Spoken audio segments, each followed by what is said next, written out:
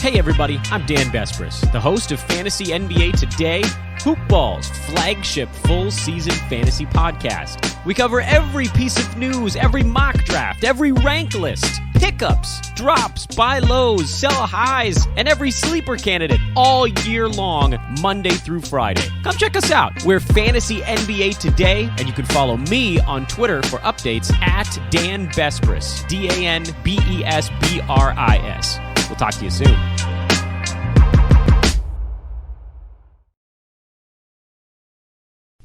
The following is a Hoop Ball presentation.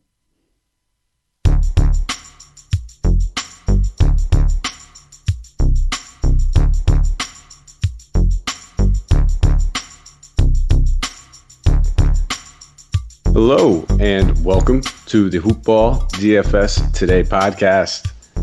I am your host, Mike Apatra, joined by the one and only Brenton Eckersley. We're here to break down this Friday, September 4th slate. 2 games continuing. We got another start of the series, Brenton, so we got some new good stuff to talk about in a new series. We know that's when we can generally take advantage of some price tags and stuff like that. But, you know, it's Friday, man. How's your week going? How's your week been? What's new? Yeah, it's been good, man. Enjoying the basketball. Some really cool matchups going on out there in playoffs, and you know the whole Denver Jazz thing went down to the wire, and you know we've got some good ones on this slate as well. I'm really loving the Bucks Heat matchup. I think it's just got stories all the way through it, and I'm just really enjoying it. I can't wait to watch this one. Oh, yeah. So, and as you guys probably already know, we're recording this the night before. So it's, late on Thursday night. So Brenton being about 12, 13 hours ahead of me on these, he hasn't watched the games yet. He generally watches them after we do our show. So I don't, I'm sure everybody by the time you're listening to this, you already know what happened in the first game. But Brent, I'm just going to kind of give you a little bit of a spoiler, and I'll try to keep a little bit of a surprise. Buzzer beater, game winner with 0.5 seconds left on the clock. Oh yeah, I'm not going to. I'll leave you in the suspense, but not telling you what team and who hit it and all that good stuff. But you got a good game on your hands to watch in a little while. So awesome. Miraculous play. Let's say that. So.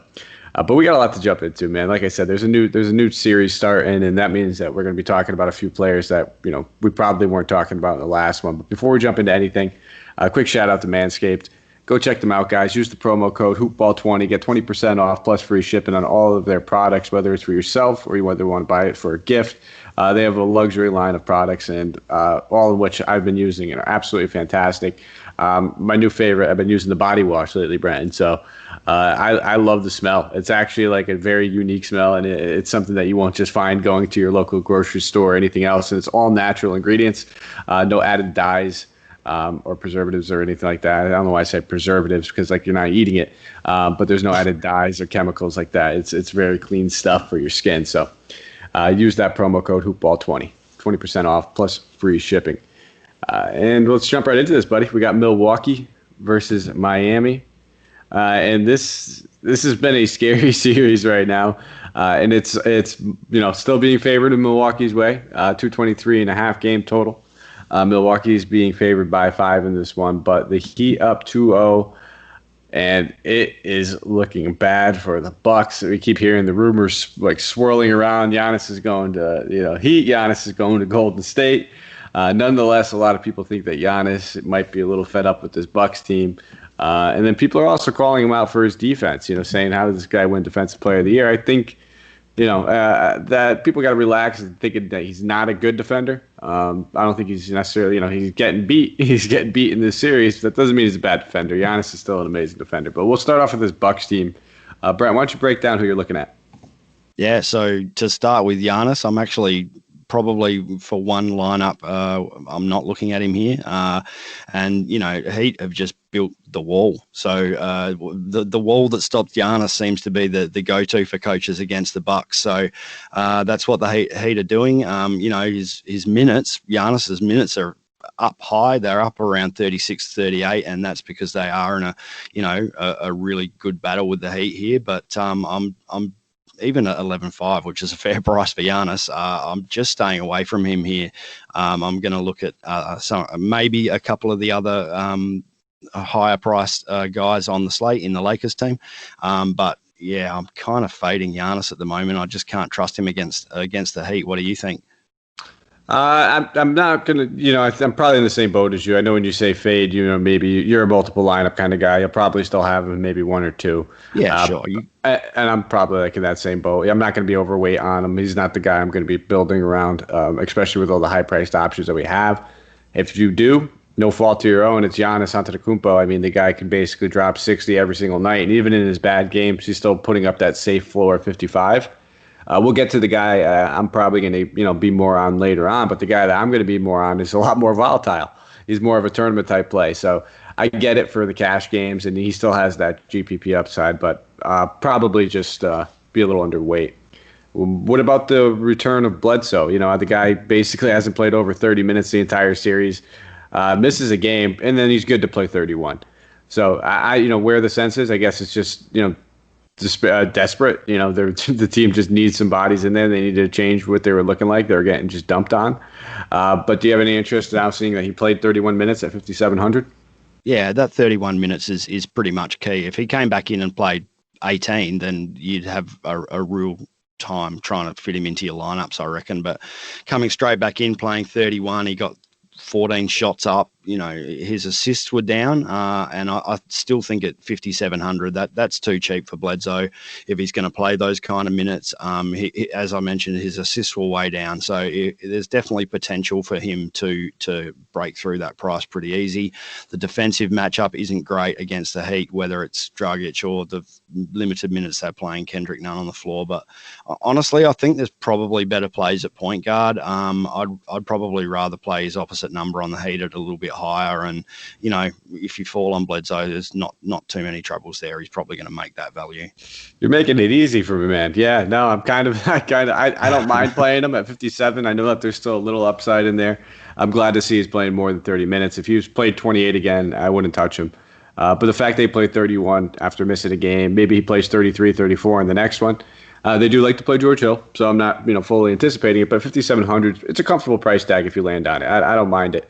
But I'm with you on the other side of the ball. I do prefer that guy. And then the other two guys, other than the cheap value plays that you're kind of just hoping for a good game from, we're looking at Middleton and Brook Lopez. And Brook's been playing well in this series. He does have a little bit of a mismatch as long as they decide to keep Bam with Giannis.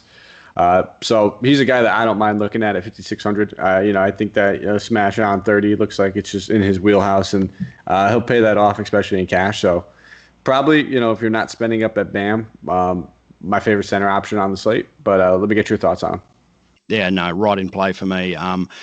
Especially with Miami building that wall, as I mentioned, they're basically collapsing into the paint on Giannis to stop him and to stop Middleton as well, which means Brook Lopez can just stand in that corner pocket and shoot threes all night, and that's exactly what he's been doing. So I think he's a great price at 5,600.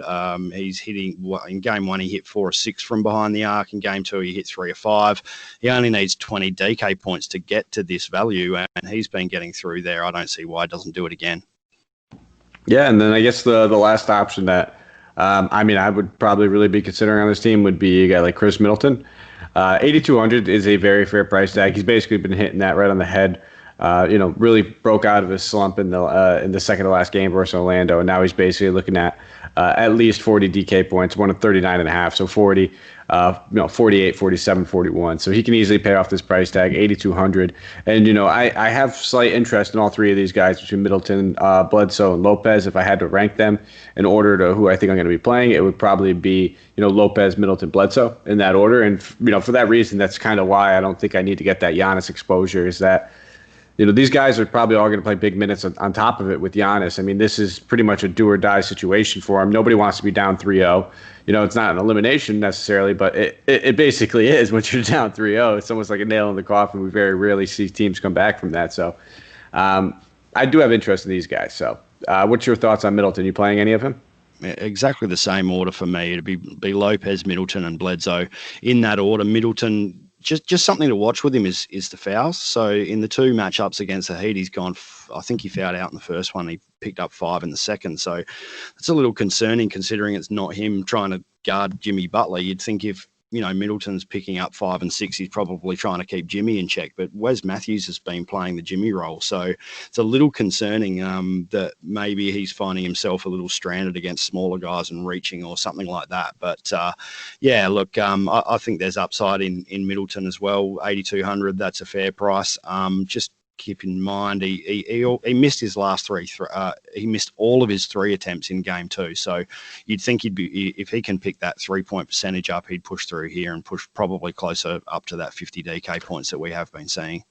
Yeah, and I wouldn't say he's priced up, but he was a guy that was right around 7,900 when Bledsoe's healthy. So, a little bit of a price increase, and that's kind of why you've probably been seeing those assists up a little bit over the past few games. With Bledsoe out, he was handling the ball a lot more. But he still has plenty of upside. We know that he has to step up in this series. It can't just be honest. I expect him to have a high volume of shot attempts, but we'll slide over to the other side of the ball, man. Miami dealing with a few injuries. Andre Iguodala is questionable with a right ankle sprain. He took a trip to the locker room, and that last one did not return. Kelly Olynyk is being considered questionable with a right knee bruise. He picked that up in that last game. But that's going to open up some opportunity for some guys if one or if not both of these guys sit. But we'll start at the top. I guess, we'll look at some of these high-priced guys. We've already kind of talked about Dragic. I think we're both going to be on the same sentiments with him. It's I'm playing him again probably. 7K is still not high enough for what this dude's been doing since playoffs have started, not even just this series. So we're talking about since playoffs have started, the lowest he scored is 31 DK points. Upside of multiple 40 games. This is a great matchup for him. Whether Bledsoe's in or out, I don't mind looking at him. He's going to continue to be aggressive. He's going to continue to take high-volume shot attempts. We have interest in Goran Dragic, needless to say, right?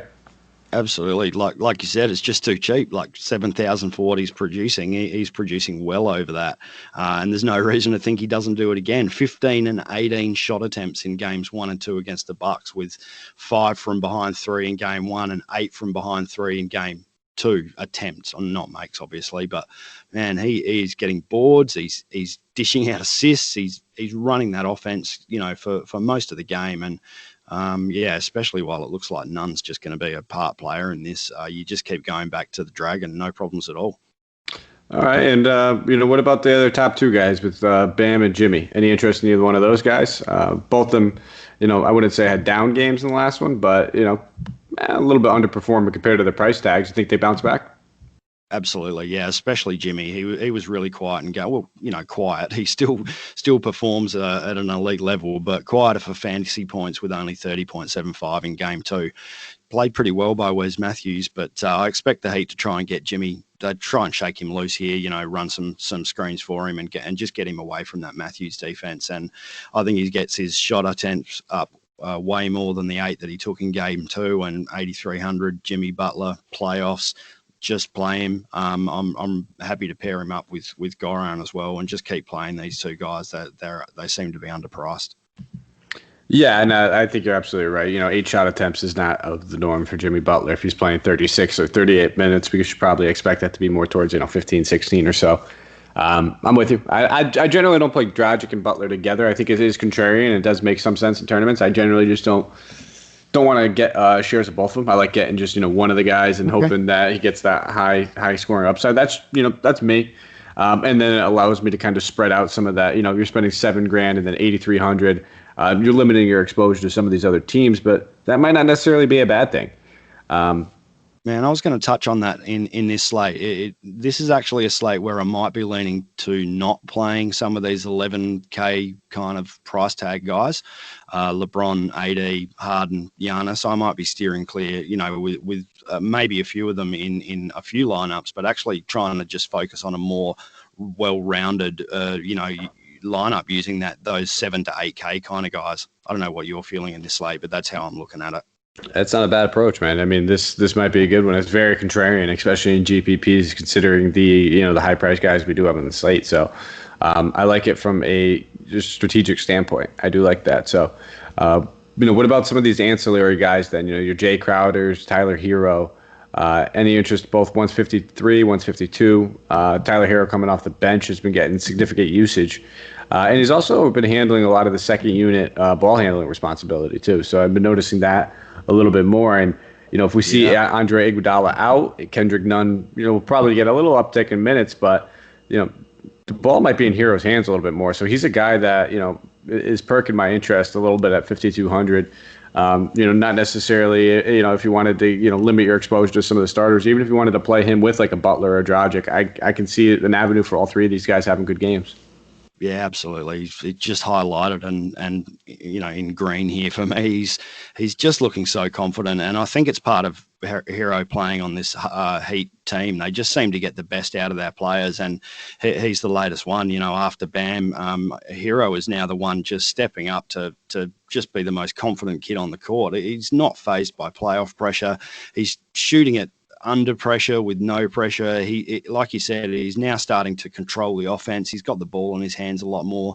5,200 for this guy. He's getting to that value every night, and while they continue to play him 32 minutes off the bench, no problems at all. Just keep smashing him out. Yeah, and again, Crowder, I think for the position eligibility, he's always in play for me. He could pay off that 5,300. Yeah, you're probably looking at a floor of anywhere between 18 to 22 points. Ceiling's probably around 30 to 33. But it's a comfortable feeling kind of play, and in cash games, it makes a lot of sense. I'll probably end up with a few shares of him, just like I said, for that eligibility purpose. Yeah, fair enough. I'm probably steering away from Crowder in this slate just a little. Just as I just think at the position, there's probably a couple of better plays coming up, either higher or lower. But we'll see how that goes for both of us. Absolutely, brother. Is there anybody else you're looking for over here on Miami? Yeah, I'm wondering. We both slated Kelly O for the big one in game one, and we were probably a game early. I think Eric Spoelstra may just have been listening to our pod and followed up with some more Kelly O on the court in game two. Where do you see this going? Do you think he's gonna exceed his value, get the minutes? It looked a lot better in game two. Do we just see him slide back into a nothing role in game three? Well, first of all, we got to see if he's going to play, and that's number one. With him being questionable, it's they said he bruised his right knee. I expect him to play.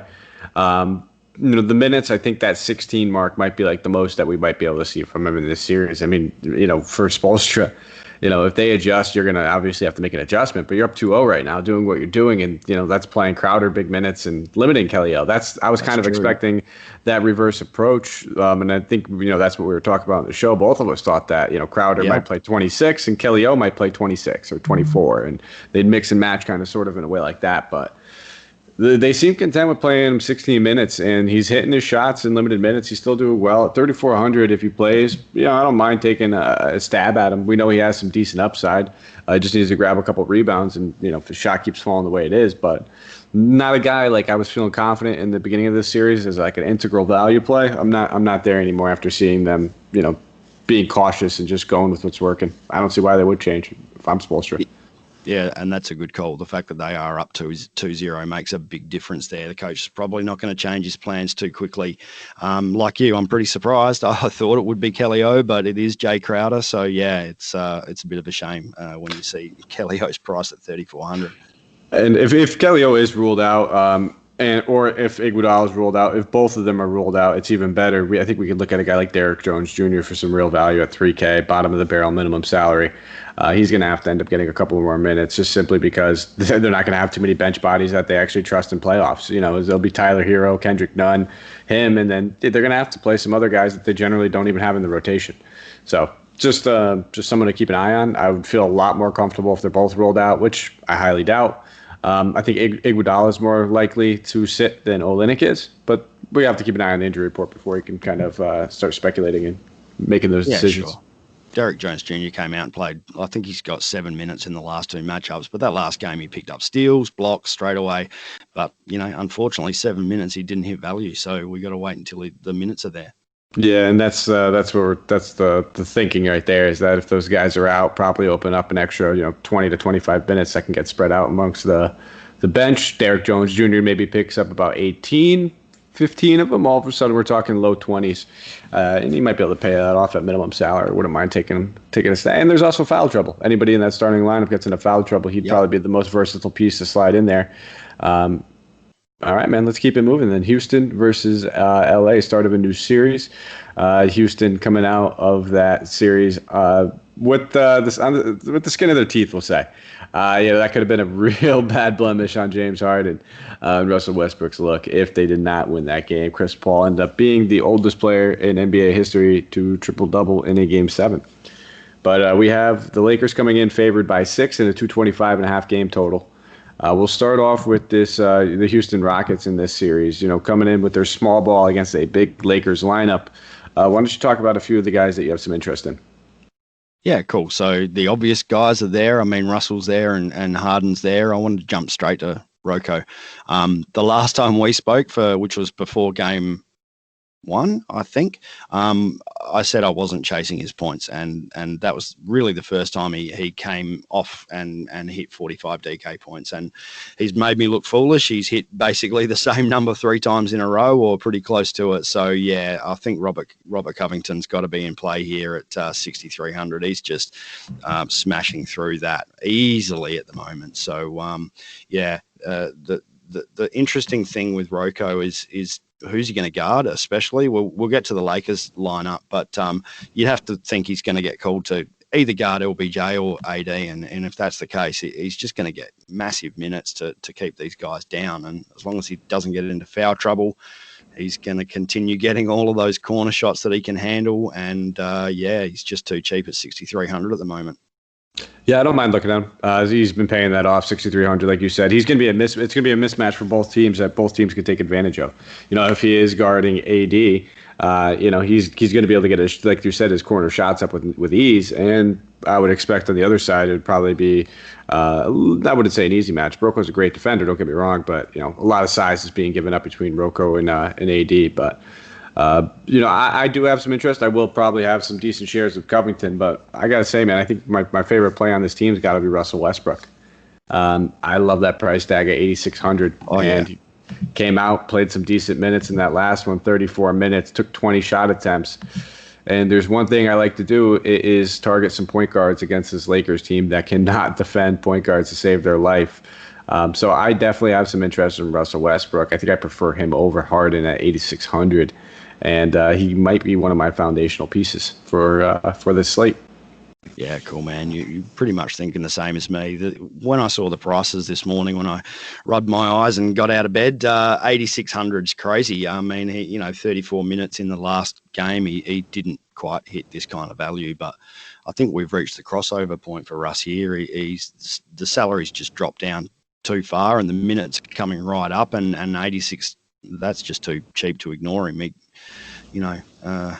Like you said, point guards against the Lakers, he's going to do pretty much what he wants. I don't see who stops him. I like him alongside Goran Dragic as the 2 best players at point guard. I'm not going near Harden. Absolutely, brother. We're on the same page. I like it. We're clicking. Yeah. Okay. What about we got a couple other guys I guess we could talk about. Eric Gordon, PJ Tucker. Both these guys should have significant roles, placing both over 30 minutes. Any interest in either one of these guys? Tucker, he's hitting that value most night. I don't mind the play. I'm just not going to force him into my lineups. If I happen to land there at, the utility spot at that price, that's cool. He's been playing high minutes. He should still hit value. He's probably just not a focal point for me. I'm probably more interested in Eric Gordon, although Westbrook coming back, soaks up a hell of a lot of usage away from Gordon. The shot attempts dropped significantly in the last one. But really, in this slate, the shooting guard and small forward spots around that mid-price, there's not a lot to go to there. So I probably still prefer Hero, but Gordon's in play. What's your thinking? I'm kind of in the same. I prefer Hero over Gordon. I'm not going to completely rule Gordon out, but I also kind of prefer even just spending up the extra 500 on a guy like Covington, knowing that, like I always talk about with Covington, those defensive stats is where it's at with him. They are just his bread and butter. Not to jump back on Covington over the last 2 games, though, 6 blocks and 8 steals. He's hitting his shot. That's where we get that upside. But the floor is always there with just his defensive stats alone. Gordon really needs to be hitting his shot. He needs high volume shot attempts. He's not going to be getting a ton of rebounds, assists, maybe get a steal here and there. But 5,800, give me Hero over him.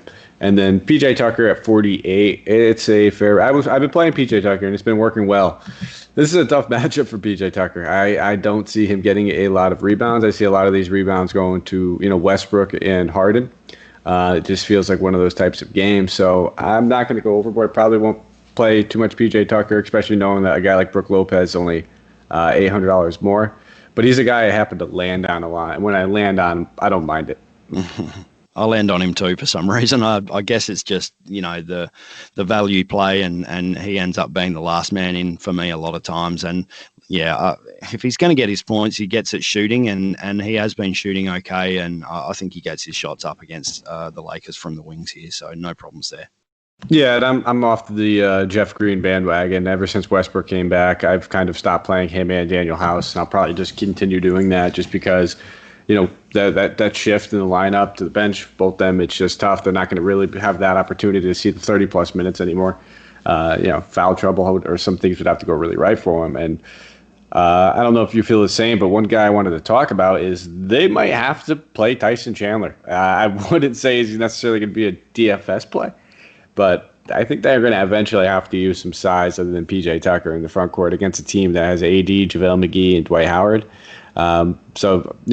Worth mentioning, even if he starts, probably not going to be playing him in DFS. I still see him playing 10 minutes, 12 minutes at most. But I wanted to bring him up just because this guy's going to get dusted off the shelf and thrown back into action. Man, it's usually me throwing up these random out of the broom closet kind of names, but I think you actually might be onto something there. I don't even have him written down here, but I've been more focused on how the Lakers are going to play the Rockets small ball lineup. Well, yeah, how about how the Rockets are going to deal with the big bodies on the Lakers team? So that's actually a really good call, man. I like it.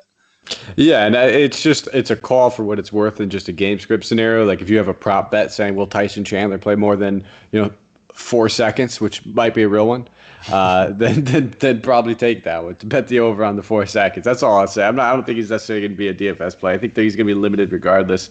But it's always funny when you see a guy just have to get dusted off the shelf that just specifically being played for his body. No, nothing else. That's it. I imagine he's priced at $3K, right? Yeah, and if we're looking at a $3K guy, I'd probably still prefer Derek Jones Jr. with the caveat of those injuries over there. So, not playing him again. Let me say this. Let me stress this one more time. I am not playing Tyson Chandler. But I wouldn't be shocked if he ends up finding his way onto the court. Let's slide over to the Lakers team. A little injury news as far as them is I believe Rajon Rondo is being considered questionable for this one. They're saying that now he's being listed as probable. So Rajon Rondo being upgraded to probable. There we go. We got some more Rondo action back, and him being back in this lineup. Hasn't played since the bubble basically started with that broken thumb that he's been dealing with. It always feels like he's breaking fingers left and right. But 3,200, maybe that's the cheap guy you look for if you're trying to play a bottom of the barrel guy. And let me get your thoughts on Rondo. 3,200, could very well have his minutes limited, but it's not necessarily like a soft tissue injury or knee injury he was dealing with. It was broken thumb. So if he's cleared, we could see some decent minutes out of him. Yeah, it's worth a punt, I guess, in tournaments. I guess. Look, even if he comes back, and like you said, he's not going to be on soft tissue limits like other guys coming back are. But I'd want to see him. I would want to see the coach say he's playing 20 plus before I'd even throw him in there at 3,200. He just is. He has his nights, but those nights are few and far between, and he's just not a great fantasy producer. So 20 minutes, he might pull you 13 DK points, and at 3.2 salary, that's okay. Yeah, I don't know. It's not anything you feel comfortable about. No, if you're hearing that, we get the word that he's played, more than 20. Yeah, sure. But I still think Alex Caruso plays more minutes than him. Wouldn't be shocked if he just comes out there, plays 16 minutes or so, puts up 14, 15 DK points. But it is the type of matchup where they might go smaller. Keep in mind, last time Rondo played, guys like Avery Bradley were in the lineup, taking up a solid 28 minutes from these other guys, and it's something to keep an eye on. Not a guy that I think is anything worth more than a punt play in your tournaments. And you'd have to be using that money wisely. Don't just punt it just to punt it. Feel really comfortable about the other 7 spots in your lineup, and then say, hey, whatever, I'll take a shot on Rondo because I got 7 other lineups without him. But let's talk about the real guys. I don't know why I led off with Rondo. I guess it just went straight from the injury report to Rondo. We got LeBron James, Anthony Davis. Both these guys always garnering that Q tag next to their name being questionable, but they're playing. They're both probable. Though Anthony Davis will forever have that tag. But do you prefer one of these guys over the other? Are you playing either one of them? Or I kind of got your memo before where you might just fade them both, I'm guessing? Yeah, look, I don't think you can fade them in all your lineups. Like, I'm a multiple lineup guy like you are, and you can't enter, say 20 lineups, just a number off the top of my head, without having one of these guys in some of these lineups. But I'm probably just leaning towards the mid-price spends and hoping for some value out of those guys, hoping for some big games. If I had to play one of these guys, and I will be playing one of these guys across the lineups, it's probably LeBron. I just think that Covington probably goes to Davis, and that will maybe just cap his upside a little bit. There's nothing wrong with these guys at either price tag. In fact, Davis at 10.6 looks like a steal. I'm just concerned that he has to deal with Rocco all night. It might just cap his upside, and so I'm looking at LeBron more than AD. I like both of them. These are the two guys I'm spending up on over Harden, over Giannis. I'd much rather have either one. I'll be mixing and matching. And they both have that position eligibility, have tough positions for the night, power forward and small forward. So that's kind of how I'm going to be, I'll probably have 50-50 shares of both these guys right down the middle. And just about every single one of my lineups is probably the approach I'm going to take. Davis 10-6 is underpriced. I think LeBron in this matchup, it's a pace-up matchup for the Lakers. He's going to be in playoff LeBron mode as opposed to the regular season. Both these guys are playing fine. I think they're both averaging over 50 DK points in this matchup during the regular season.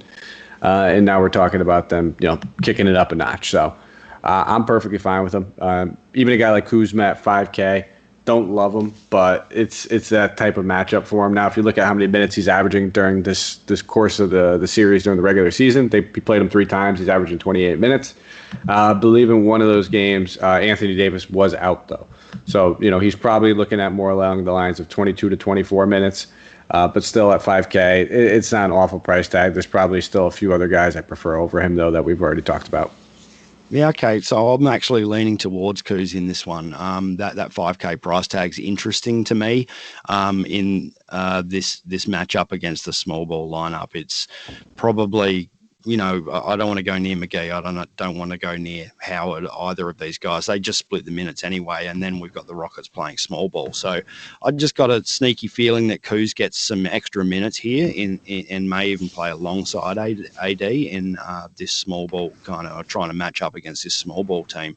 He's capable of a big night. If he gets his shot going, I think he's probably going to surprise a few people here, or that's what I'm hoping, and I'm going to lean on Kuz a little bit in the game one especially, and hopefully I've made that call right, and I can surprise a few slates by using Kuz and hoping that he exceeds value.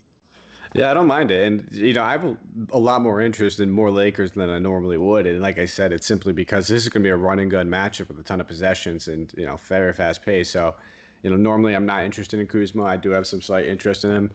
You said you weren't interested in Dwight Howard. I don't mind taking a stab at him if I land that on 4K. In 16 minutes per game in 3 matchups, he's averaging over 21 DK points against his team. So that's, pretty much smack on value. And he's been playing well in the past few games. Pretty much getting 18 to 20 DK points in most of those. So, I don't mind taking a look at him. Not my favorite option. And then Danny Green. I don't want to play Danny Green. Can't, man. I don't want to. Do it. I don't want to. I don't want to, Brenton. But the dude's averaging 30 DK points against Houston during the regular season in 3 games. So, it's that type of matchup for him. I'm not saying play Danny Green. I'm not saying not to play Danny Green. He's one of those guys where you're probably going to need someone around that 4K range to make the value work. And he's not a terrible guy to look at. Like, I prefer him over a guy like Wesley Matthews and some of those Milwaukee bench guys. So, but I can hear the pain in your voice, man. Yeah, talking about having to play Danny Green, like I just can't. I just got to stay away from KCP, Danny Green. If I play them, we've said it before. I get them wrong. It's back to front the other way, and the other guy goes off. So just can't do it. And it's the same with McGee and Howard for me. If I play one, the other one goes nuts, and so I just leave them all alone. I will say I do prefer Green over Caldwell Pope. So, I'm kind of with you. It's tough to play these guys and have any sort of, confidence in them at this point in this stage, in their careers and their roles on this team. But I guess, if we're taking a look at, guys that are right at that 4K or less range, being comparable to like George Hill, I probably prefer Danny Green over George Hill, Dwight Howard, Caldwell Pope. Iguodala, Matthews. So, when you start hitting that below 4K, he's probably the bottom, like the cheapest guy, barring that Miami injury news that I'd be willing to play. I guess that's the proper way to say how I feel about Danny Green. Yeah, fair enough. It's just so shooting dependent, Mike. Like it just kills you. They're not getting, or they might get a few boards, but LeBron and AD run the entire offense until there's a bailout, and then they have to hit the three on that bailout. And more often than not, these guys don't hit, and it's just painful to watch when you have them in your lineup. Yeah. So I can't deal myself that pain. Yeah, and you're right. He does need to hit his shot, but I think minutes equal money, and he is going to probably be the one tasked with guarding James Harden. So I imagine, and that could be a bad thing. James Harden knows how to get people into foul trouble. But I imagine that he sees, 34, 35 minutes if this game stays close. Don't love it again. But if you need it, it's there. Bottom of the barrel type of guy. Probably the cheapest guy I said that I'd be willing to go to. But is there anybody else? I think we talked about just about everybody on the Lakers at this point. But anybody that I missed that you want to talk about real quick? Nah, not really. I think Rajon Rondo coming back counts out a couple of other guys. So I think we probably wiped the floor with the Lakers and done a good job. All right, man. Any plans for the weekend? Weekend coming up. Girlfriend time, kids time. And yeah, we'll just be... we're pretty good over here in lockdown, so we're pretty much moving around freely as we like at the moment in South Australia, in Adelaide. So we can go out and do whatever we want at the moment. Hope that's not... killing some of you guys over in the States who are in lockdown still, but we'll just get out and get some fresh air. I mean, it is what it is at this point. Take a precaution. I stick to myself anyway. That's why I was talking to my girlfriend about this when lockdown first started. I was like, I'm built for this. Me too, man. I worked 16, 14 hours a day most days, and then I come home and I sleep. I watch a game. Sometimes I'll have a beer, and then boom, old man at heart, call it a night. So I'm made for this. So I'm the same, man. I joke with my girl that this coronavirus has not changed my life at all. I'm pretty much stay at home to myself, watch movies, watch basketball, and go to bed. So yeah, cool. All right, guys, that's all we have for you. We appreciate you guys as always as listening.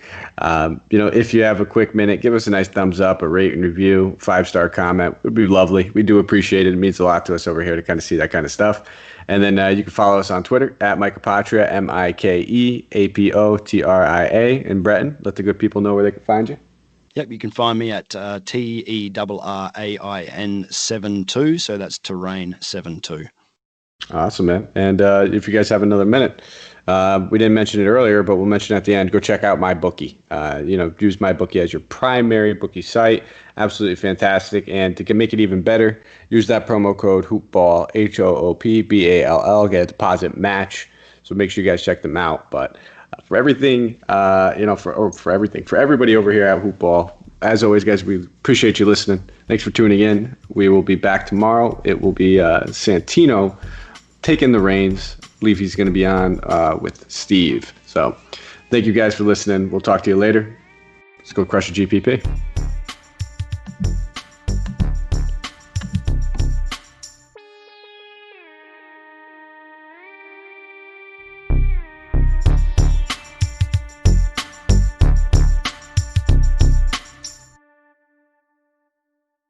This has been a Hoop Ball presentation.